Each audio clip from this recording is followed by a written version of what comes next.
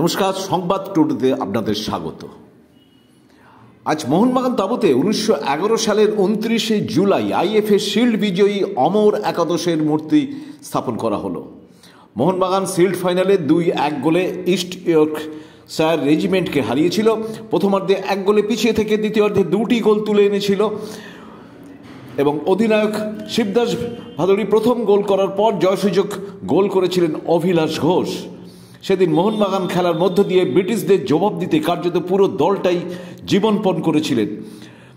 পরাধীন ভারতের বাংলার আপামর জনগণকে ফুটবল এক সুতোয় ব্রিটিশদের বিরুদ্ধে রুখে দাঁড়ানোর এক নতুন মন্ত্র জুগিয়েছিল। আজ সন্ধ্যায় মোহনবাগান তাঁবুতে 11 জন বিজয়ী বীরদের মূর্তি স্থাপনের উপলক্ষে উপস্থিত ছিলেন প্রাক্তন রাজ্যপাল শ্যামল সেন, ক্রীড়ামন্ত্রী অরূপ বিশ্বাস, ভারতের প্রাক্তন ক্রিকেট অধিনায়ক সৌরভ গাঙ্গুলি এবং প্রাক্তন ফুটবলাররা ছাড়াও অমর একাদশের মহান খেলোয়াড়দের পরিবারের সদস্যরা। তবে এই অমর একাদশের মূর্তির সামনে যেভাবে দাঁড়িয়ে তাদের ঢাকা দিয়ে ছবি তুললেন ক্রীড়ামন্ত্রী অরূপ বিশ্বাস, সৌরভ গাঙ্গুলি, প্রাক্তন রাজ্যপাল শ্যামল সেনরা, তাতে বিস্মিত হতে হয়।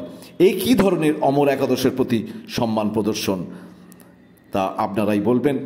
হে দর্শক, প্রিয় দর্শক, আপনারা আপনাদের এই ভিডিও দেখার পর তার প্রতিক্রিয়া অবশ্যই কমেন্টস বক্সে জানাবেন এবং এই ভিডিও দেখার পর তা শেয়ার করবেন, লাইক করবেন এবং ফরওয়ার্ড করবেন বেশি করে।